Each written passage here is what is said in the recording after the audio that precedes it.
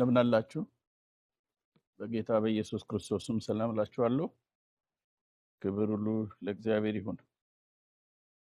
እግዚአብሔርን እናመሰግናለን ስለሰጠን ጊዜ፣ ስለሰጠን አምልኮ። እግዚአብሔርን እናመሰግናለን እግዚአብሔር ስለሰጠን የአምልኮ ጊዜ፣ ስለነበረንም የጸሎት ጊዜ ሁሉ እናመሰግናለን። እግዚአብሔር ረድቷችሁ ስለመጣችሁ ጌታ ኢየሱስ ይባርካችሁ። ቻችሁ ወደዚህ ስለቀኑ ወደ እግዚአብሔር ቤት እንሂድ ሲሉኝ ደስ አለኝ። ደስ ብሏችሁ ስለመጣችሁ። ደስ ሳይለው ሰው መምጣት አይችልም እዚህ ቤት። በሁለት ምክንያቶች ነው ሰው የሚመጣው። ደስታ የጠፋበት ሰው ደስታ ፍለጋ ይመጣል፣ ደስ ያለውም ሰው ይመጣል። ምክንያቱም መጽሐፍ ቅዱስ በጸሎት ቤቴ ደስ አሰኛችኋለሁ ስለሚል እዚህ ምንም ቢለን ደስ እንዲለን ነው። ምንም ቢለን፣ ቢቆጣ ደስ እንዲለን፣ ቢገስጸን ደስ እንዲለን፣ ተመለሱ ቢለን ደስ እንዲለን፣ ወደ ደስታ ወደ ክብር ሊመልሰን ነው እግዚአብሔር የሚናገረን። እና እያንዳንዳችን በዚህ ስፍራ ስንቀመጥ መገኘታችሁ ያለቀ የበቃ የመጨረሻ ጉዳይ እንደሆነ እንዳታስቡ። የቤት ስራ ይዛችሁ እንደምትሄዱ አስቡ። እዚህ ስትመጡ አሳይመንት ይዛችሁ እንደምትሄዱ አስቡ። መጽሐፍ ቅዱሳችን ለነዚያ ደግሞ እንደተነገረ ለነዚህ ደግሞ ተሰብኮላቸዋል። እነዛና እነዚህ የሚላቸው ሁለት ወገኖች ናቸው። ሁለት ወገኖች ናቸው፣ ግን ተመሳሳይ ሜሴጅ ከተመሳሳይ ምንጭ ነው ያገኙት። ተናጋሪው እግዚአብሔር ነው። የተለያዩ ወገኖች ናቸው። በተለያየ ጊዜ ውስጥ ነው መልእክቱ የተነገረው። ተናጋሪው እግዚአብሔር ግን አንድ ነው። ግን ሁለቱ ጋር ልዩነት ተፈጠረ። እነዛና እነዚህ መካከል ልዩነት ተፈጠረ። ልዩነቱን የፈጠረው የመልእክቱ ይዘት አልነበረም። ልዩነቱን የፈጠረው የመልእክቱ ምንጭ ሌላ ከሌላ ሶርስ ከሌላ ቦታ ስለተነገረ አልነበረም። ልዩነቱ የተፈጠረው ሰሚዎቹ ለቃሉ ካላቸው ምላሽ ነው። እንዲህ አተርፍን እንድንተርፍ እንድንጠቀምበት እዚህ መምጣታችን መገኘታችን ለማትረፍ እንዲሆንልን ይሄን በጣም ማሰብ ያስፈልጋል። ከሌሎች ስብሰባዎች ይለያል። ይሄ ስብሰባ የሁላችንም ከመጣንበት ሐሳብ እግዚአብሔር ከሚናገረው ሐሳብ ጋር መስማማት፣ መተባበር፣ እግዚአብሔር ከኛ የሚፈልገውን ለማድረግ ዝግጁ መሆን ይጠይቃል። ክብር ለእግዚአብሔር ይሁን። ያለኛ ትብብር ያለኛ አስተዋጽኦ በህይወታችን ላይ ምንም ነገር የሚሆን የለም። ምንም ነገር አይሆንም። ምን ማለት ነው? ምንም ነገር አይሆንም። የእግዚአብሔር ሐሳብ አያገኘንም ማለት ነው። የእግዚአብሔር ሐሳብ እንዲያገኘን እኛ ጋር እግዚአብሔር ምላሽ ይፈልጋል። የእግዚአብሔር ሐሳብ እንዲያገኘን። የእግዚአብሔር ሐሳብ ካጣን ደግሞ ከጎደለን ሚስ ካደረግነው ደግሞ የሌላው ሐሳብ ያገኘናል። እነዚህን ብታደርጉ ይላል እግዚአብሔር ቃል፣ የሰላም አምላክ ከእናንተ ጋር ይሆናል ይላል። ደስ አይልም? እነዚህን ልናደርግ የሚገቡንን ነገሮች በዝርዝር አስቀምጧቸው። እነሱን ስናደርግ የሰላም አምላክ ከኛ ጋር ይሆናል። ባታደርጉ ብሎ አልነገረንም። ምክንያቱም ባናደርግ ሊመጣ የሚችለው ነገር ግልጽ ስለሆነ። የሰላም አምላክ ካልሆነ የምን አምላክ ሊገኝ ነው? ባናደርግ የሁከት አምላክ፣ የሚበጠብጥ አምላክ፣ የሚያውክ አምላክ ያገኘናል። ስለዚህ መሀል ለመንጠልጠል የለም ማለት ነው። ወይ እግዚአብሔር ሐሳብ ያገኘናል፣ ወይ የጠላት ሐሳብ ያገኘናል፣ ወይ የራሳችን ሐሳብ ያገኘናል። እንደዛ እንዳይሆን የሰሙት ቃል ከሰሚዎቹ ጋር በእምነት ስላልተዋሃደ፣ መስማት ሰምተዋል የሰሙት ቃል ስለሚል፣ ግን የሰሙትን አምጥተው ወደ ራሳቸው ከራሳቸው ጋር በእምነት ማዋሃድ አልቻሉ። ያንን አላደረጉ። ሰምተው ብቻ ሄዱ። ሰምተው ሄዱ፣ ረሱት። በመስታወት ፊቱን አይቶ ኋላ እንደሚረሳ ሰው ረሱት። መጽሐፍ ቅዱስ ሰው በመስታወት ፊቱን በሚመለከትበት ሰዓት 24 ሰዓት 24/7 መስታወቱ ላይ ያለው ፊቱን አያስታውስም። ራይት አያስታውሰው፣ ፊቱን አያስታውሰው። ያቺ ባየበት ሰዓት ያያል፣ ከዛ ሲለይ ፊቱም ይጠፋል። ልክ እንደዛ ነው።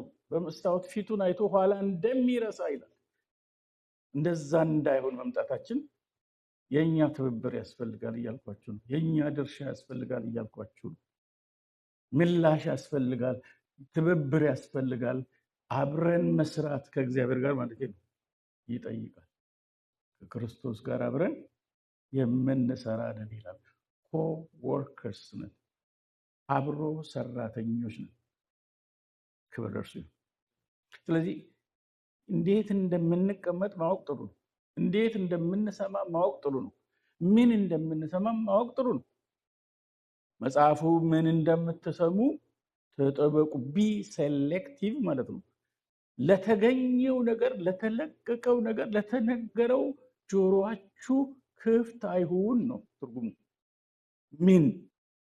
ምን እንደምትሰሙ ምን አድርጉ፣ ተጠበቁ። የምንሰማው ነገር ያስከትል የሚችለው ጉዳት ስላለ፣ ሊያመጣ ያለው ችግር ስላለ ምን ቢ ሴሌክቲቭ ማለት ነው። ምረጡ። ጆሮአችሁን ለማንኛውም ነገር አትስጡ። ከሰጣችሁስ አደጋ አለ። ገብቶ የሚሰራው ስራ አለ።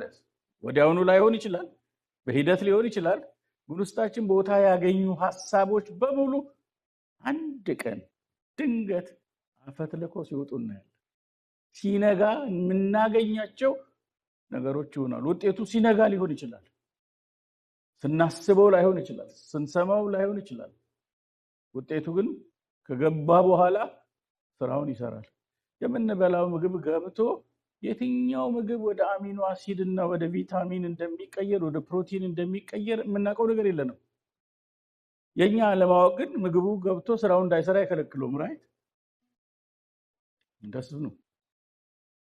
ስለዚህ የገባው ነገር እናንተ እንኳን ባታውቁ አንድ ቀን ቦታ ባገኘ ቁጥር ሐሳቡ የሐሳብ እኛን ኦውን ለማድረግ ሐሳቡን እንድንገዛው በውስጣችን ስራ መስራት ይጀምራል። ከዛ በኋላ ግን በነፃ የሰማነው ነገር ዋጋ ያስከፍለናል ለመውጣት። በጣም ከባድ ነው። ክርስቲያኖች በጣም ዋይዝ ልንሆን ይገባል። ስለዚህ ነው እግዚአብሔር ምን እንደምትሰሙ ተጠበቁ ያለው። የፈጠረን አምላክ ፍጥረታችንን ስለሚያውቅ የምንሰማው ነገር በእኛ ላይ ሊያስከትል የሚችለውን ጉዳት የሚያውቅ አምላክ መከረን። ምረጡ የምትሰሙትን አለ። ለመመከር ነው የመጣችሁት እዚህ ቦታ። ደግሞ እንዴት እንደምትሰሙ እንዴት እንደምታነቡም እንድታውቁ ይላል መጽሐፍ ቅዱስ። ሁለቱም ሐሳቦች አሉ በእግዚአብሔር ቃል ውስጥ። የዘላለምን ሕይወት ምን ማድረግ ይገባኛል አለ። በሕግ የተጻፈውን አንብብ። እንዴትስ ታነባለህ አለ። እንዴትስ ታነባለህ ማለት እንዴት አለው ማለት አይደል። እንደፈለገ አይነበብም፣ እንደፈለገ አይደመጥም። እንዴት አለው። እንዴቱን ይስጣችሁ። እንዴት እንደምትሰሙ፣ እንዴት እንደምታዳምጡ በማስተዋል እንድትሆኑ፣ ወደ ውስጣችሁ ወስዳችሁ እንድታስቀሩ። አንድ ወፈር ያለ አጠር ያለ ድብልቡል ሰውዬ እዚህ ጋር ቆሞ እንደሚናገር ሳይሆን በዚህ ሰው ውስጥ እግዚአብሔር አልፎ እንደሚናገር እንድትሰሙ ያስፈልጋል። እና እግዚአብሔር ሲሪየስ ቢዝነስ ላይ ነው ያለው። ትውልዱን ለመታደግ ለማስመለጥ እግዚአብሔር በስራ ላይ ነው። God is at work in you። በእናንተ ውስጥ እየሰራ ነው። ያዳንን በቅዱስም አጠራር የጠራን እግዚአብሔር ነውና ይህም እንደራሱ ሐሳብና ጸጋ መጠን ነው እንጂ እንደ ስራችን መጠን አይደለም። ይህም ጸጋ፣ ይሄ ዳንበት ጸጋ፣ ይሄ ተጠራንበት ጸጋ፣ ይሄ ወደ ቤቱ የመጣንበት ጸጋ፣ እዚህ እንድንገኝ ያደረገን ጸጋ ከዘላለም ዘመናት በፊት እኛም ሳንፈጠር ሳንወለድ ሳንታሰብ ተሰጠ። ስለዚህ ይሄ መዳን፣ ይሄ ጥሪ የዘላለም እቅዱ ነው ማለት ነው። ከጊዜ በኋላ ከተፈጠርን በኋላ ምን ላድርጋቸው ብሎ እግዚአብሔር ማሰብ አልጀመርም ማለት ነው። የት ላስገባቸው፣ የት ቦታ ልክተታቸው፣ ምን ውስጥ ልጨምራቸው፣ አንዴ ተወልደዋል አንዴ ተፈጥሯል ብሎ እግዚአብሔር ማሰብ አልጀመረም። ገና ሳይፈጥረን በፊት አስቀድሞ በአባታችን ወገብ በእናታችን ማህፀን ውስጥ ሳንኖር እግዚአብሔር አስቦ ወለደን፣ አስቦ ፈጠረን። ክብር ለእርሱ። ዩኒክ ፍጥረቶች ነን። በእግዚአብሔር ምክር፣ በእግዚአብሔር እቅድ፣ በእግዚአብሔር ፕላን የተፈጠርን ሰዎች ነን። ስለዚህ ይህ መዳን፣ ይሄ ጥሪ የዘመናት ሀሳብ፣ የዘላለም ሀሳቡ እንጂ ጊዜ የፈጠረው ሁኔታ የፈጠረው ያስገኘው ነገር ሳይሆን ድንገተኛ ነገር ሳይሆን የዘላለም እቅድ ነው። ስለዚህ ጋዲ ሲሪየስ ማለት ነው። ዘላለማዊ በሆነ አጀንዳ ላይ እግዚአብሔር አይደራደርም። ከዘላለም ዘመናት በፊት ተሰጠን። እኛ ግን ሲሰጠን አናውቅም። አሁን ግን በክርስቶስ ኢየሱስ መገለጥ ታይቷል። ክብር ለእርሱ። ሳንፈጠር ዓለም ሳይፈጠር ዩኒቨርሲቲው ይሄ ሁሉ ምንም ሳይኖር እሱ ነበር። ከነገሮች መገኘት ጋር ያልተገኘ እግዚአብሔር፣ ዘላለማዊ የሆነ እግዚአብሔር፣ መነሻና መጨረሻ የሌለው እግዚአብሔር እና ፕላን አደረገ። በቃ አሰበ። ሌላ ዘመን ፈጠረ፣ ጊዜ ፈጠረ። እኛ ማኒፌስት የምንደረግበትን ጊዜ ፈጠረ። ፍጥረት ማኒፌስት የሚያደርግበትን ጊዜ ፈጠረ። ያኛው ዘላለም እሱ ብቻ የሚኖርበት፣ እሱ ብቻ መነሻ የሌለው፣ እሱ ብቻ መጨረሻ የሌለው፣ ኢንድለስ ቢግኒንግ ኢንድለስ ኢንዲንግ። ክብር ለእርሱ ይሁን። እኛ ደግሞ ጅማሬ ያለን ሰው፣ ፍጥረት ሁሉ ተብሎ ይጀመራል። መነሻ አላቸው እና ይሄን ክሬሽን ከመጀመሩ በፊት ሰው በእግዚአብሔር አጀንዳ ውስጥ ነበር ማለት ነው። አይገርምም? ደግሞ ሰው እንደሚወድቅ አስቀድሞ ያውቅ ነበረ ማለት ነው። ዓለም ሳይፈጠር በፊቱ ቅዱሳንና ዝርዝሮችን ተመልከቱ፣ ነውር የሌለን እንድንሆን በፍቅር እንድንሆን በክርስቶስ መረጠ። መቼ? ዓለም ምንም ሳይኖር። ስለዚህ በዚህ ምድር ላይ የተገኘው ነገር እግዚአብሔር የማያውቀው ነገር አይደለም ማለት ነው። ሃሌሉያ! የማያውቀው ነገር የለም። በቃ በእግዚአብሔር ዲቫይን እቅድ ምክር ታስበን የተፈጠርን ሰዎች፣ በዓላማ የተፈጠርን ሰዎች። ከሌላው ክሬሽን ደግሞ እኛን የሚለይ ምንድነው? እርሱን እንድንመስል ፈለገ። እርሱን እንድንመስል በመልካችን በምሳሌያችን እንፍጠር። ዛፎችን በመልኬ በምሳሌ ልፍጠር አላለም። ራይት አላለም። አንበሶችን በመልኬ በምሳሌ ልፍጠር አላለም። the only creature በመልኩ በአምሳሉ የተፈጠረ ሰው ነው እና ጦርነቱንም ያከበደው በዚህ ምድር ላይ ያለውን ጉዳዩ የዲያብሎስና የእግዚአብሔር ጉዳይ ሳይሆን የሰው ጉዳይ ስላለበት ነው። ያረዘምነው እኛ ነን። ጦርነቱን ችግሩን ያረዘምነው እኛ፣ ለጥፋቱ ምክንያት እኛ እና ደግሞ እግዚአብሔር ሶልቭ እንዳያደርግ እግዚአብሔር ሰርቶ አልጨረሰንም። እስካሁን ሰርቶ አልጨረሰንም። ያላለቅን ፕሮጀክቶች እኛ ነን። የትኛውንም ክሬሽን እግዚአብሔር ወደኋላ ተመልሶ ሪቪዚት አድርጎ እንደገና ለማረፍ ፊክስ ለማድረግ ማስተካከል የሞከረው ፍጥረት የለም። እኛ ግን አላለቀን። ለዚህ ነው ሙሉ ሰው ወደ መሆን ኮምፕሊት ሰው ወደ መሆን ሊያደርሰን ነው ልጁን የመጣው። አልሆንም ማለት ነው። ሙሉ ኮምፕሊት ኢንኮምፕሊት ነን ማለት ነው። ስለዚህ ልንሰራ ነው። እንዳለቅን እንዳናስብ ሌላ የሚሰራ ማንነት አለን። ለዚህ ነው እዚህ ጋር ያለ ነው። እግዚአብሔር ስሙ ይባረክ። ስለዚህ ዓለም ሳይፈጠር በፊቱ ቅዱሳንና ነውር የሌለን እንሆን ዘንድ በክርስቶስ በፍቅር መረጠን። በፍቅር በክርስቶስ ኢየሱስ መረጠን ዓለም ሳይፈጠር። ስለዚህ በዲቫይን አጀንዳ ነው ያለ ነው እና ከዚህ ሐሳብ ጋር አብረን መሄድ ካልቻል ውጤታችን ጥሩ አይሆንም ማለት ነው። ስለዚህ ያዳነን በቅዱስ መጠራር የጠራን እግዚአብሔር ነውና ይህም እንደራሱ ሐሳብና ጸጋ መጠን ነው እንጂ እንደ ስራችን መጠን አይደለም። ይህም ጸጋ ከዘላለም ዘመናት በፊት በክርስቶስ ኢየሱስ። ለዚህ ለመዳን የሚሆነው ጸጋ፣ ለጥሪ የሚሆን ጸጋ ከዘላለም ዘመናት በፊት ተሰጠን፣ በክርስቶስ ኢየሱስ ተሰጠን። ክብር ለእግዚአብሔር ይሁን። ስለዚህ እንድንድን ያስፈልገበት ምክንያት እንደምንወድቅ እግዚአብሔር ስለሚያውቅ ነው። ማለት ሁኔታዎችን አይቶ አይደለም እግዚአብሔር እንደኛ እያጠና ተሳሳትኩ እስቲ እዚህ ጋር ላርም እያለ አይደለም የሚሰራው። እግዚአብሔር ሂኖስ ነገሮች ከመሆናቸው በፊት በመጀመሪያ መጨረሻውን ያውቃል። አሜን። እስቲ እግዚአብሔር በመጀመሪያ በሉ መጨረሻውን ያውቃል በሉ። በቃ ምንም የማያውቀው ነገር የለም እሱ። እና መሀል ላይ የተፈጠሩ ነገሮች ምክንያታቸው ግልጽ ነው። የሰው ችግር ነው። ፍሪ ዊል ስላለን ነፃ ፈቃድ የሚባል አለን። አዳምና ሔዋን ሲፈጠሩ ነፃ ፈቃድ ይዘው ነው የተፈጠሩት። ፍሪ ዊል የሚባለውን ይዘው ነው የተፈጠሩት። ይሄኛውን አትብላ ይሄኛውን ብላ የሚባለው ነፃ ፈቃድ ላለው ሰው ብቻ ነው። መምረጥ ለማይችል ይሄን ብላ ተብሎ ትእዛዝ ነበር የሚሰጠው። ይሄን ብትበላ ትሞታለህ፣ ይሄን ብትበላ ግን በህይወት ትኖራለህ ተብሎ ትእዛዝ የተሰጠው ምን ስላለው ነው? ፍሪ ዊል ነፃ ፈቃድ። የፍሪ ዊል ችግሩ ደግሞ ፍሪ ዊል ሰጪውንም ጭምር እምቢ ማለት ይችላል። አይገርም? ያለዛ ፍሪ አይደለም።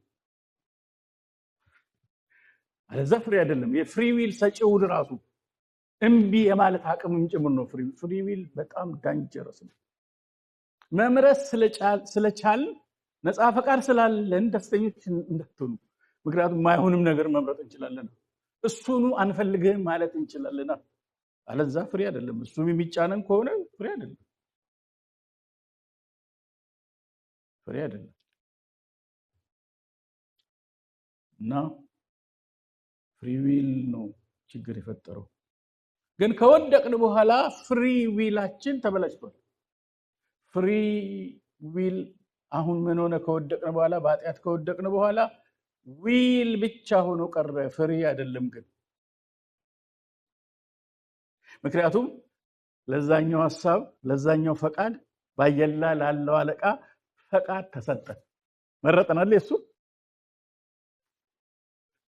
ውይይቱን ታውቃላችሁ። ዘፍጥረት ውስጥ የነበረው ስብሰባ ከሔዋን ጋር የተደረገው እና ፈቃዷን ሰጠች። ለየትኛው ፈቃድ? ለእኩይ ፈቃድ፣ ለክፉ ፈቃድ፣ ለጨለማው ፈቃድ፣ ለዚህ ዓለም ገዢ ለወደቀው መልአክ ፈቃድ ሰሚት አደረገች።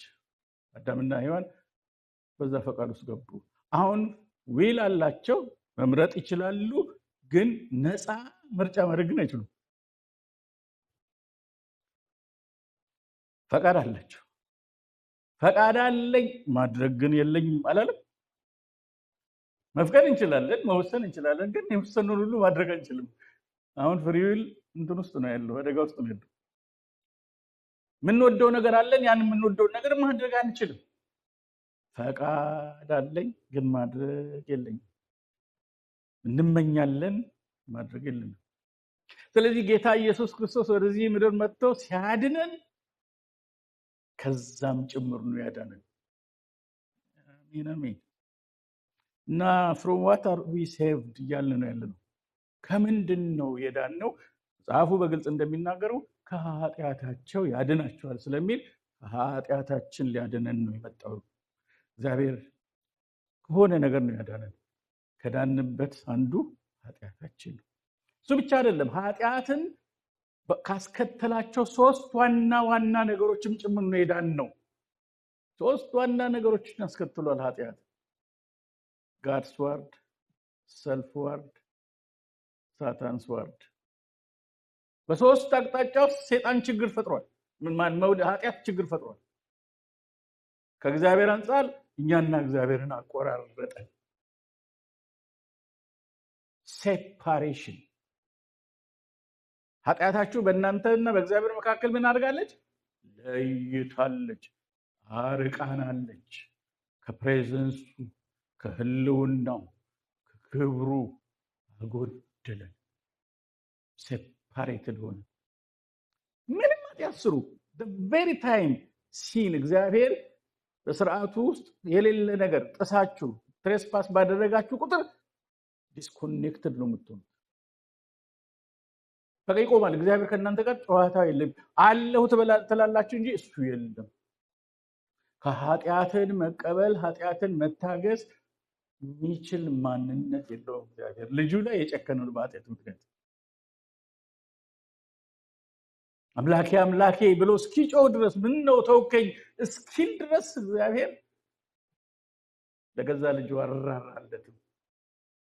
ጨክኗል እግዚአብሔር። ኃጢአትን ማየት ማስተናገድ መቀበል ስለማይችል የኃጢአት መልሱ ምንድነው? እግዚአብሔር ቁጣ ነው።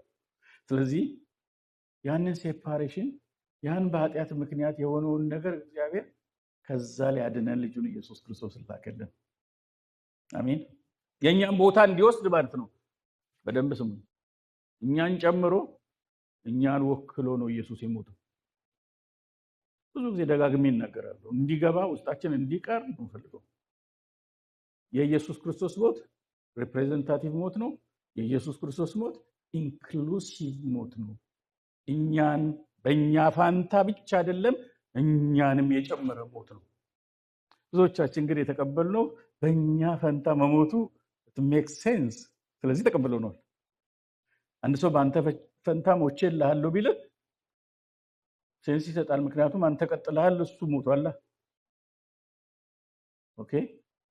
አንተን ጨምሬ ሞቻለሁ ቢልህ እንደዚህ እኮ ነው ያለን ወንጌል። እናንተም ከኔ ጋር ሞታችኋል እኮ ነው የሚለው። ቆመን እየሄድን ድራይቪንግ ላይሰንስ ይዘን ፓስፖርት፣ መታወቂያ፣ ኤቭሪቲንግ ለመኖራችን በአምስት የስሜት ህዋሳቶቻችን ሁሉ ማረጋገጫ እያለን ሞታችኋል። እሱም መቀበል ይከብዳል። እሱም መቀበል ሌላ እይታ፣ ሌላ ብርሃን ይጠይቃል። መሞታችንን ስናምን ነው ነገር ሁሉ ቀጥ ብሎ ሊሄድልን የሚችለው። ወንድሞች እና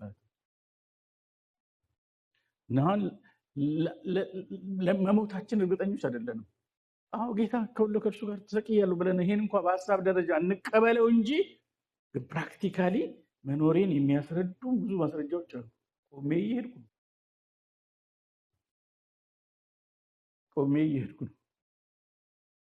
በጣም ከባድ ነው ክርስትና። ይሄ ብርሃን ይፈልጋል ማለት ነው። የተለየ ሱፐርናቹራል ኢንሳይት ይጠይቃል። ኤንላይትመንት ይጠይቃል።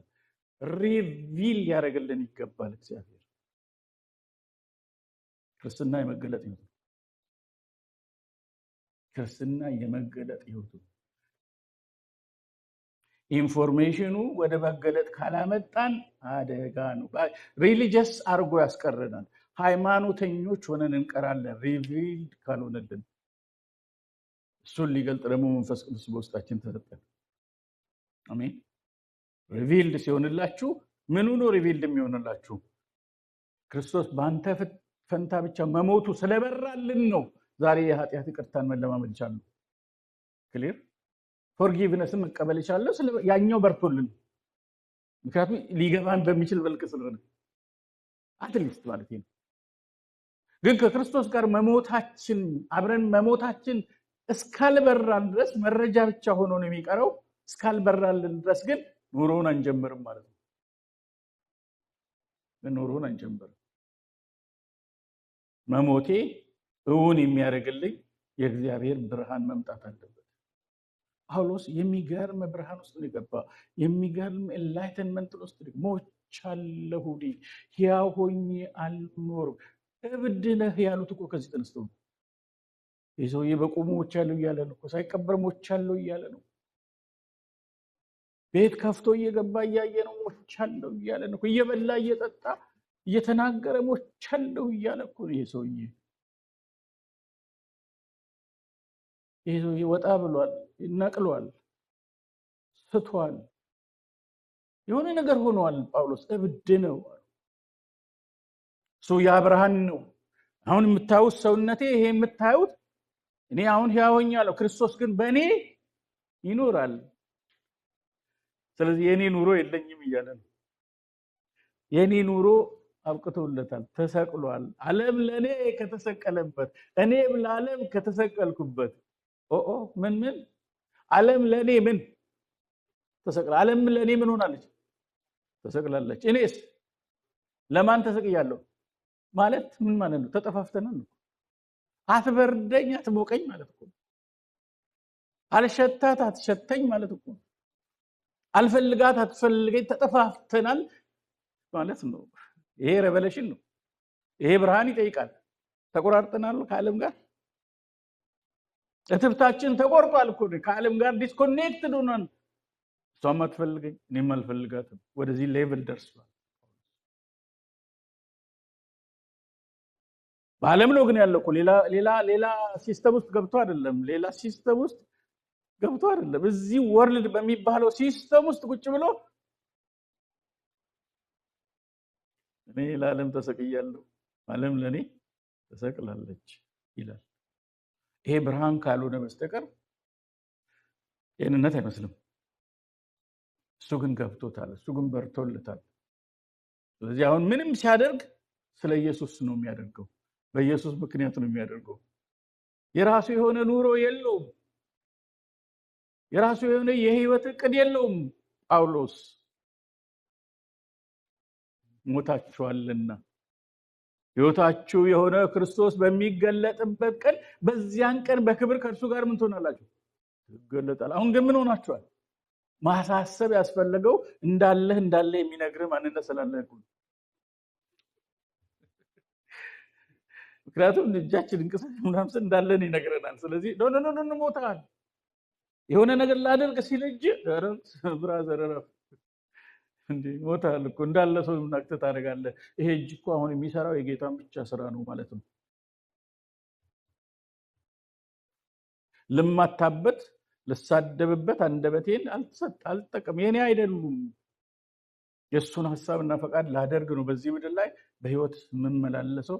በእርሱ ላይ ባለኝ እምነት ነው ደግሞ ሞጣው መገባው ነው። እግዚአብሔር ያብራልን።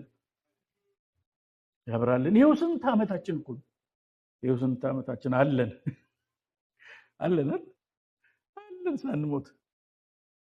አለን ሳንሞትና ጥቂት ሰዎች ናቸው ይሄ በርቶላቸው ይሄን ህይወት የኖሩት። ይሄን የተፈለገውን ህይወት የኖሩት ጥቂቶች ናቸው። ለነሱ ዓለም አትሸታችሁ። ሲገለጥላችሁ መሞታችሁ ይሄኛው ፓርት ማለት ነው። ያኛው ፓርትማ ይሄው ኃጢአት እየሰራን ነው ለንስሐ እንገባ አይደል? ሊበራልን እኮ ነው። የልጁ ኢየሱስ ክርስቶስ ደም ከኃጢአት ሁሉ ያነጻላች ይበርታልን። ኃጢአት የለብንም ብንል እንዋሻለን። እውነትም በእኛ ውስጥ የለም። ስለዚህ ይሄ ገባንና የልጁ ኢየሱስ ክርስቶስ ደግሞ በኃጢአታችን ብንናዘዝ ኃጢአታችንን ይቀልልን ከአመፃ ሁሉ ላይ ያነጻል። እቺ በደንብ ገብታናለች። ፎርጊቭነስ በጣም ገብቶናል።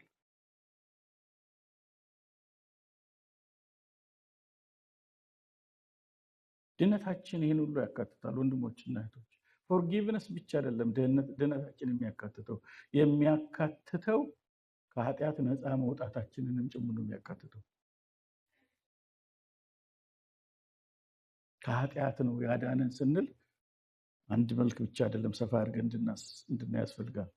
ኃጢአት በእግዚአብሔር ፊት ከሚያስከትለውም ነገር ከሴፓሬሽን አዳነን። ኃጢአት በውስጣችን ከሚያስከትለው ጊልት ማለት ምን ነው? የበደለኛነት ስሜት። አንድ ሰው ሲናገር ጊልት የሚለውን ሲተረጉም ምን ይለዋል? የህሊና እድፍ ይለዋል። የህሊና እድፍ ይለዋል። በጣም ከባድ ነው። ህሊና ያድፋል because of sin። ኃጢአት ሲሰሩ አድርጋችሁ እኮ የምትጨርሱት ነገር አይደለም። ካደረጋችሁ በኋላ እናንተ ጋር ረብሻ ይፈጥራል። because ከተፈጠርንበትና ከተፈጠርንለት ዓላማ ውጪ ስላደረግን ሪቴት ይሆናል። ያ ተፈጥሯችን፣ ኮንሽስነሳችን፣ ህሊናችን ያዝናል። ደስ ብሎን እኮ ነበር ያደረግነው። ተመችቶን ነበር እኮ ያደረግነው። ያን ያህል መንገድ ይሄን ነው አንዳች የሆነ ጥቅም ኃጢአት ደስ አያሰኝም የሚል ሰው ተሳስቷል። ለጊዜው በኃጢአት ከሚገኝ ደስታ ይላል። ስለዚህ ለጊዜው ይሁን እንጂ ያስደስታል ማለት ነው።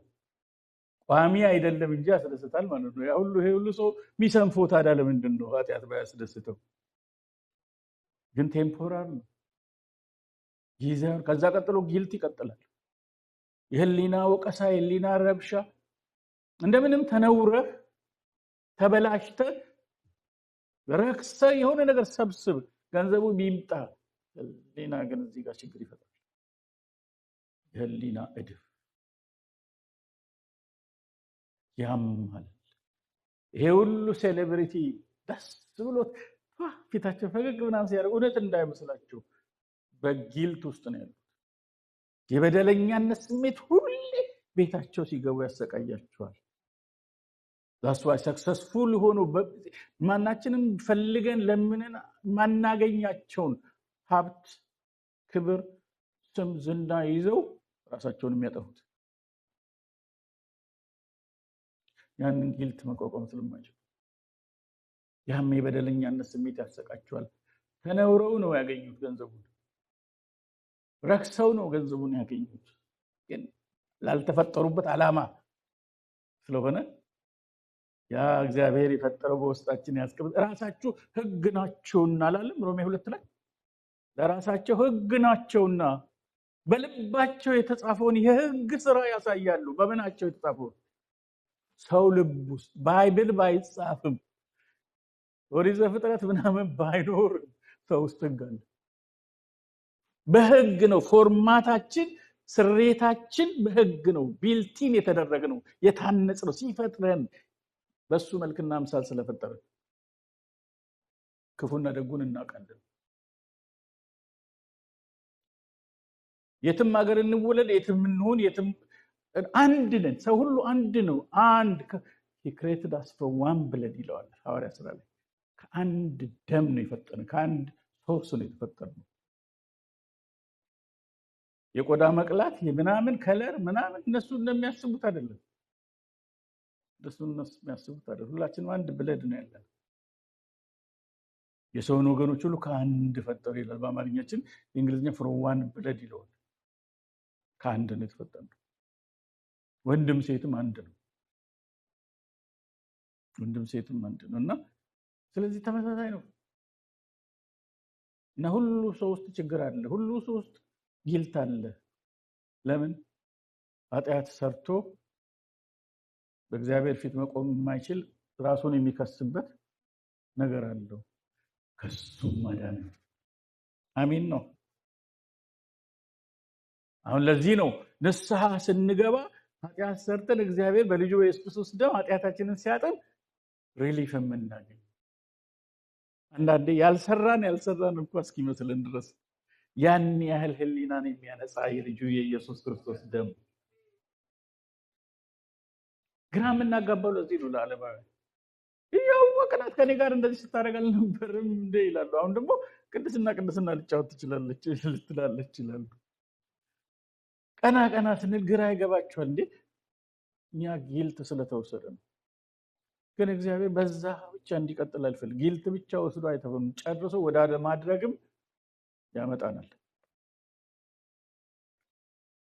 ሰይጣን ዘንድም ደግሞ ክስ አለው ኃጢአት፣ ከሱም ጭምር ሊያድነን መጣ ኢየሱስ። ሌላው እግዚአብሔር ያዳነን ዛሬ አንድ ነገር ልንገራችሁ። ከኃጢአታችን አዳነን ስንል አንድ ኃጢአትም ከሚያስከትላቸው ነገሮች በሶስት አቅጣጫ ከሚያስከትላቸው ነገሮች አዳነን ብለን ተነጋግረናል። አሁን ደግሞ እሱ ብቻ አይደለም፣ ከዛ ብቻ አይደለም የሚያዳነን፣ ከኃጢአት ኃይልም ጭምር አድኖናል። ኃጢአት ተግባር ብቻ ሳይሆን ኃይልም ጭምር ነው፣ ጉልበት ጭምር ነው ያለው። ኃጢአት የሆነ ድርጊት ብቻ አይደለም፣ ፓወር አለው፣ አቅም አለው። ኃጢአት በራሱ the power of sin አለ። ይለያል። ጉልበት ቢኖረው ነው ይለያል። ያርቀናል። ጉልበት ነው። ዝም ብሎ ማራቅ የለም እኮ የማራቅም ኃይል አለው ማለት ነው። በደላችሁ በእናንተና በአምላካችሁ መካከል ኢሳይያስ 59:2 ላይ ለይታለች፣ አርቃችኋለች፣ ዲስኮኔክት አድርጋችኋለች። ኃጢአት ኃይል አለው፣ አቅም አለው። ብዙ ጊዜ ኃጢአት በሚሰራበት ሰዓት ማድረጋችን ብቻ አይደለም የሚሆነው፣ ማድረጋችን ደግሞ ያስከተለው ነገር አለ። የኃጢአት ኃይል ነው። የኃጢአት ኃይል ነው። መጽሐፍ ቅዱሳችን ይህን በግልጽ ያስቀምጣል። እንደዚህ ይላል ሮሜ 7:11 ላይ ኃጢአት ምክንያት አግኝቶ በትእዛዝ አታሎኛልና። ኃጢአት ምን አድርጎኛል? ኃጢአት ለካ የምናደርገው ብቻ ሳይሆን የሚያታልልም ነው። የማታለል ኃይል አለው። በዲሴፕሽን ውስጥ እንድንቀጥል የሚያደርግ ኃይል አለው ኃጢአት። መልሰን ኃጢአት የሚያደርገው ከዚህ የማታለል አቅሙ የተነሳ ነው።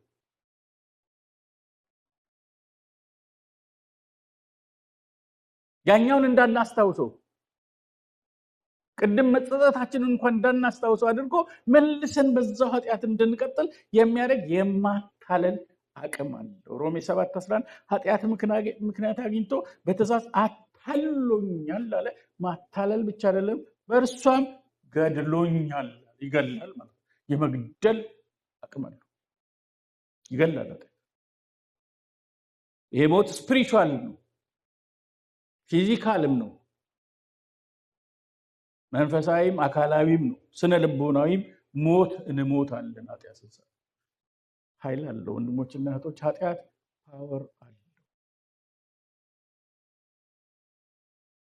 ኃጢአት እልከኛ ያደርጋል። ኃይል አለው። እልከኝነት የኛ ጉብዝና፣ የኃጢአት ኃይል በእኛ ህይወት ውስጥ ሲሰለጥን የሚመጣ ጉዳይ ነው። ዕብራውያን 13:13 ላይ በኃጢአት መታለል እልከኛ እንዳይሆን ይላል። መታለል ብቻ ሳይሆን እልከኝነትንም ያስከትላል። ለዚህ ነው በዛው የመቀጠል እልክ እኮ ነው ደግሞ ልኩ። በዛው የመቀጠል እልክ፣ በዛው ጥፋት ጎዳና የመዝለቅ የመክረም የመሰንበት እልከኝነት አንድ ነገር አለመልቀቅ አይደል? ፓወር ስላለው ነው በእልከኝነት ያመጣው። ወንድሞችና እህቶች እልከኝነት ራሱ ጣዖትን እንደማምለክ ነው። መጽሐፍ ቅዱሳችን እልከኝነት እንደ ባዕድ አምልኮ ነው ቁጥሩ።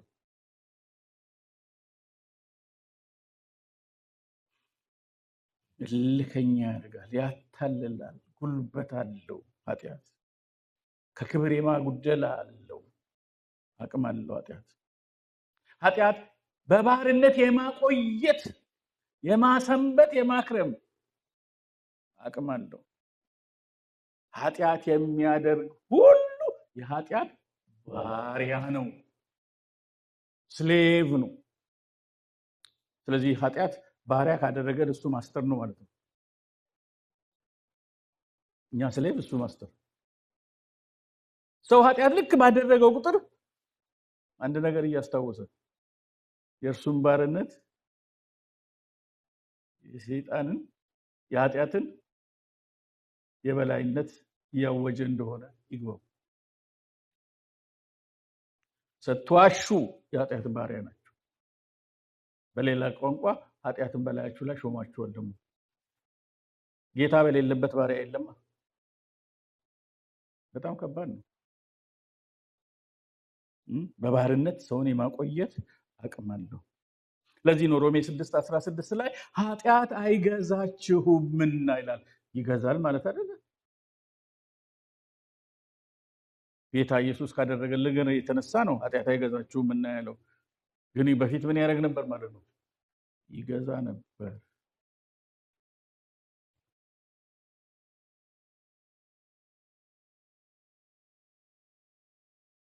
ክርስቶስ የኃጢአትን ኃይል ሰበረው። አሜን ነው። ከኃጢአታችን ብቻ ሳይሆን ያዳነው ከኃጢአትም ኃይል ጭምር አድኖ። ኃይል የለውም አሁን ኃጢአት አይገዛችሁምና ሮሜ 6:16 ኃይሉን ሰበረው። የኃጢአት ኃይል ተሰበረ። የኃጢአት አቅሙ ተሰበረ። ያ ባይሰበር ኖሮ ኮንቲኒዋል ሲኒንግ ይታይብን ነበር። በቋሚነት በኃጢአት እንዳንቀጥል ያደረገው የኃጢአት ኃይል ስለተሰበረ ነው። ገባችሁ? ምክንያቱም እግዚአብሔር ከኃጢአተኛነትም ነው ያዳነን፣ ከኃጢአት ብቻ ሳይሆን። ቲቶ ምዕራፍ 2:11 ምን ይላል? ሰዎችን ሁሉ የሚያድን የእግዚአብሔር ጸጋ ተገልጧልና ይህም ጸጋ ኃጢአተኝነትንና ዓለማዊ ምኞትን ክደን ይላል። ኃጢአተኝነት ላይፍ ስታይላችን ነበር ማለት ነው። ኃጢአተኝነት መታወቂያችን ነበር ማለት ነው። ኃጢአት ልንሰራ እንችላለን። ከስጋ ድካም የተነሳ ልንሰራ እንችላለን። ቋሚ ኃጢአተኛ ግን አይደለም። ኃይሉ ተሰብሯል። አሜን ነው። ኃይሉ ተሰብሯል። የኃጢአትን ኃይል ሰብሮ ነው። ታዲያ ለምንድን ነው የምንወድቀው?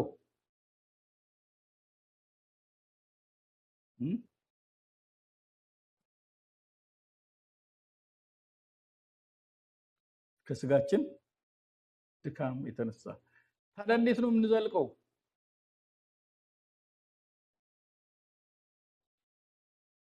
እንደዚህ ይላል እግዚአብሔር ቃል ሮሜ 10 ላይ ነው 15 ወይም 8 ክርስቶስ በእናንተ ውስጥ ቢሆን ይላል። ምን ቢሆን? የት ቢሆን? በእኛ ውስጥ ቢሆን። ማ ኦኬ ገባ ክርስቶስ። what will happen? ምንድነው የሚሆነው? ክርስቶስ በእናንተ ውስጥ ቢሆን ሰውነታችሁ ስጋችሁ በኃጢአት ምክንያት የሞተ ነው። ምን ማለት ነው? የክርስቶስ በእናንተ ውስጥ መሆን የስጋችሁን ባህሪ አልቀየረውም ማለት ነው። አሁንም ኃጢአተኛነቱ አልተቀየረም። አሁንም ዴድሊ ኢንፍሉዌንሱ አልተቀየረም።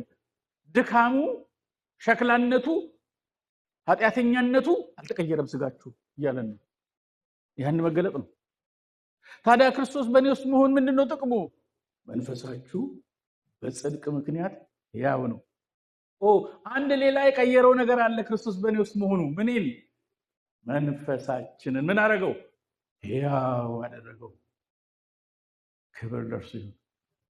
ታዲያ እንዴት ነው አሁን ይሄኛው ሞት የሆነ ኃጢአተኛ ተፈጥሮ ተሸክም ያለው፣ እዚህ ደግሞ ምን አለ ውስጤ? ያው የሆነ መንፈስ አለኝ። መንፈስ ቅዱስ ከሱ ጋር ነው ኮሚኒኬት የሚያደርገው። እንዴት በመንፈስ ያለው የእግዚአብሔር ሐሳብ ወደ ውጭ ላውጣው? ስጋዬ ምንድነው? እንቅፋት ነው። በዚህ አይነት ሼል ውስጥ እንዳለን አስቡ። በዚህ አይነት ተፈጥሮ ውስጥ እንዳለን አስቡ ወንድሞችና እህቶች። ታዲያ እንዴት ነው የምንሄደው ስል የክርስቶስ መንፈስ በእናንተ ውስጥ ቢኖር፣ ክርስቶስ ኢየሱስ ከሙታን ያስነሳው ያ መንፈስ በእናንተ ውስጥ ቢኖር አለ ሰውነታችሁ ለሚሞተው ሰውነታችሁ ህይወትን ይሰጠዋል። አያችሁ ቴክኖሎጂው። አሁን ይህን ስጋን ድካም አሸንፎ ለመኖር የሚያስችል የክርስቶስ መንፈስ በመንፈሴ ውስጥ ማደር አለበት። በመንፈስ ቅዱስ ጉልበት የስጋዬን ድካም ተጭኜ ሳልከለከል ፈቃዱን አደርጋለሁ ማለት ነው። ግን ኔቸሩ አልተቀየረም። አሁንም ምናልባት 15-20 ዓመት ስንቆይ ስጋችን በቃ መንፈሳዊ ስጋ በጌታ ይሆን ስጋችን ብርቱ ስጋ፣ ጠንካራ ስጋ፣ ቅዱስ ስጋ፣ ንጹህ ስጋ ይሆናል። it will never change its nature። the only solution ተናንቀን ነው የምንቀጥለው። የሰውነታችንን ቤዛነት የጌታችን የኢየሱስ ክርስቶስ ክብር መገለጥ እየተጠባበቅን። ሃሌሉያ። በመንፈስ ብትመሩ የሰውነትን ስራ ትገላላችሁ አለ። አያችሁ፣ ሶሉሽኑ በመንፈስ መመራት ነው ማለት ነው። በመንፈስ ስትመሩ የሰውነትን ስራ ምን እያደረጋችሁ ነው? እየገደላችሁ ነው። በስጋ መመራት ስትጀምሩ የስጋችሁን ድምጽ እያስተናገዳችሁ የስጋችሁን ፍላጎት ብቻ ኢንተርቴን እያደረጋችሁ ብትቀጥሉ ከሆነ ትሞታላችሁ።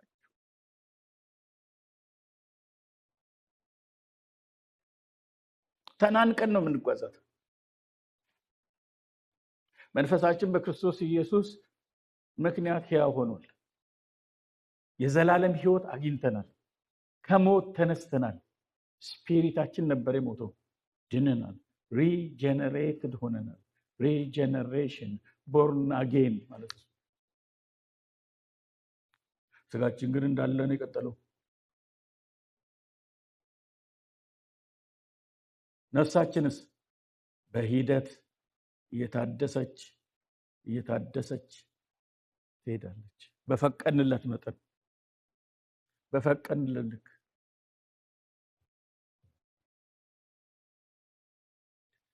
በፈቀድንለት ልክ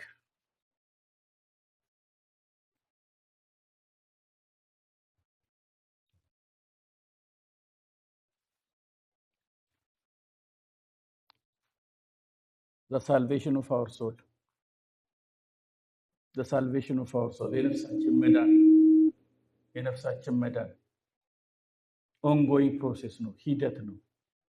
የእግዚአብሔርን ቃል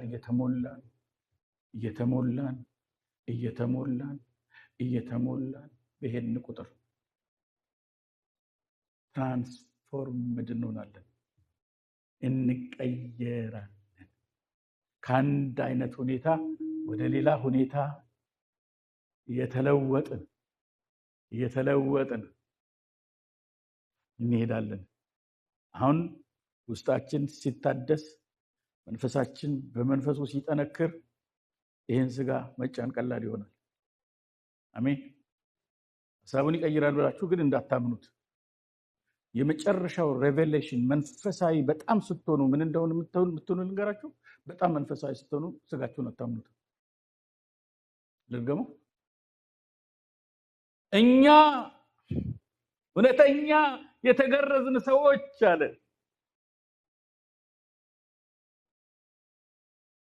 በስጋ የማንታመን በኢየሱስ የምንመካ በመንፈስ እግዚአብሔርን የምናመልክ የተገረዝን ነን አለ። እውነተኛ ግርዘት ምንድነው መለኪያው? በመንፈስ እግዚአብሔርን ማምለክ። በሌላ ማምለክ አለ ማለት አይደል? በምን? በስጋ ማምለክ አለ። ሲያሸበሽቡ ነው ምን ላያቸው? በስጋ ይሁኑ በመንፈስ ሰዎችን እርግፍ ሲሉ ነው፣ ሲዘሉ ሲጮሁ ነው። በዛ ይለካው።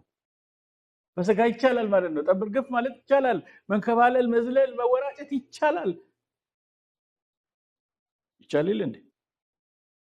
ታዲያ በምንድን ነው በደረጃ? አይሽ ሌላ ዲፓርትመንት አለኛ ውስጥ እግዚአብሔርን የሚያመልክ እሱ መንፈስ የበላይ ሲሆን በሱ የበላይነት ሆነን የምናመልከው ኢን ስፒሪት ሆነን የምናመልከው ኢን ስፒሪት ሆነን የምናገለግለው ኢን ስፒሪት የሆነ ፌሎሺፕ የመንፈስ ህብረት ሁሉ አለ። ወንድሞችና እህቶች ገና ነው ክርስትና ሀሁ ላይ ያለው። ኢን ስፒሪት የሆነ ፌሎሺፕ አለ፣ ስፒሪቹዋል ፌሎሺፕ አለ። አሁን በአካል በዚህ መገኘቱ ብቻ አይደለም፣ ኢን ስፒሪት ኮኔክትድ መሆን አንድ መንፈስ። የነቢያት መንፈስ ለነቢያት ይገዛል የተባለው እዛ ውስጥ ስንገባ ብቻ።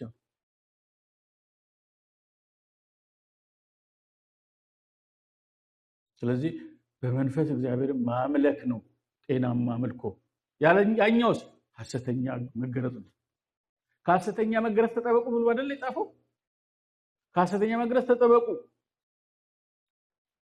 አለና ስለ ሐሰተኛው መገረዝ በዝርዝር አላስረዳንም፣ ግን ስለ እውነተኛው መገረዝ አስረዳን። እኛ በመንፈስ እግዚአብሔርን የምናመልክ በኢየሱስ የምንመካ በስጋ የማንታመን የተገረዝን ነን አለ። ስለዚህ አንዷ ነው ፒክ ያደረኳት፣ በስጋም የማንታመን። እውነተኛ ግርዘት ያላቸው ሰዎች ስጋቸውን አያምኑትም። ያሸበሸብከው ገብቶህ ሳይሆን አሁን የሚዘመረው የሚሰበከው ነገር ተመችቶ ሳይሆን ቀን እስኪያልፍ አባቴ ባሪያ ይግዛኝ እያልክ ነው። ገብቶኛል። አልገባችሁም? አምኑ አይደለም፣ መንፈስ ስላየለ ነው የሚሰግደው። መንፈሳችን ሲያየል እጅ ይሰጣል። አሜን። እንደሱ እያልን ነው ተናንቀን ነው የምንጓዘው ወንድሞች እናቶች። እና በመንፈስ የምናመልክ ሰዎች በስጋ የማንታመን ሰዎች መሆን አለብን። በጣም ስፒሪቹዋል ስትሆኑ you will never trust your flesh። ብዙ ወንድሞችና እህቶች ለኃጢአት የሚጋለጡት ስጋቸውን ስለሚያምኑ ነው። በቃ ሲጾም ስለከረመ ሰነበተ፣ ቸርች ብዙ ጊዜ ስለሚሄድ፣ ከወገኖች ጋር ስለሚያሳልፍ ስጋ ሀሳቡን የቀየረ ይመስላችኋል? ስጋ ሀሳቡን አይቀየርም። ማነች ቤርሳቤ ገላዋን ስትታጠብ ሲያይ ሀሳቡ ሲቀየር ታውቁታላችሁ? የሮም ሚስት አይደለችም እንዴ? አዎ። እስቲ አንጧት። መታወቂያ ሊጠይቃት ነው።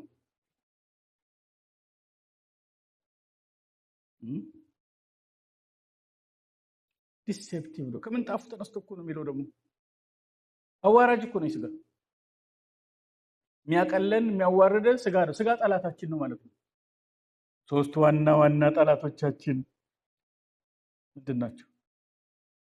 ዓለም፣ ሰይጣን፣ ስጋ። ስለዚህ ስጋችሁን አትመኑ፣ ጠላታችሁ ነው። የማትፈልጉትን ነገር እንድታደርጉ ሊያደርጋችሁ ስለሚችል። በመንፈስ ስትመሩ ግን የሰውነትን ስራ ትገላላችሁ። በመንፈስ መመራት ስለ ስጋ ማሰብ ሞት ነው። ስለ መንፈስ ማሰብ ግን ህይወትና ሰላም። በቃ አስቡ። ማሰብ የእናንተ ድርሻ ስለሆነ በቃ ጣቢያዬን መቀየር አለብኝ። ማስበበትን ጣቢያ ማስበውን ነገር መምረጥ አለብኝ። ምክንያቱም ያኛው አደጋ ውስጥ ስለሚከተኝ። ፓስተር ነኝ ቢሾፕ ነኝ አይሰራም፣ ምንም አይሰራም። ለዚህ ነው ትልልቅ የምንሰማቸው ሰዎች በብዙ ነገር ሲሰንፉ የምናገኛቸው። አይሰራም። ፕሪንሲፕሉን ጠብቀን ነው የምንሄደው፣ መስመሩን ጠብቀን ነው የምንሄደው። እግዚአብሔር በዚህ አሰራሩ የኃጢአትን ኃይል ሰበረው። አሜን። ኃጢአት ኃይል አለው እያልኳችሁ ነው አይደል? የኃጢአት ኃይል ተሰብሯል። በመንፈስ ብትመሩ ኃጢአት ጉልበት የለውም በእናንተ ውስጥ። ኃጢአት በእናንተ ውስጥ ቦታ የለውም። የኃጢአት የማታለል አቅሙ ይሰበራል። የኃጢአት እኛን ባሪያ የማድረግ ኃይሉ ይሰበራል። የኃጢአት እኛን ከእግዚአብሔር የማራቁ ስራ ይሰበራል። ክብር ለእርሱ ይሁን። መኮንኑ ይሰበራል። ጉልበት አለው ኃጢአት። ወንድሞች እናቶች፣ ሌላውን የሚቀጥለው ሳምንት እንጨርሳለን። አሁን ወደ 52 ደቂቃ ፈጅተናል። ጌታ ኢየሱስ ይባርካችሁ። ሁላችንም ተነስተን ቆመን እንጸልይ።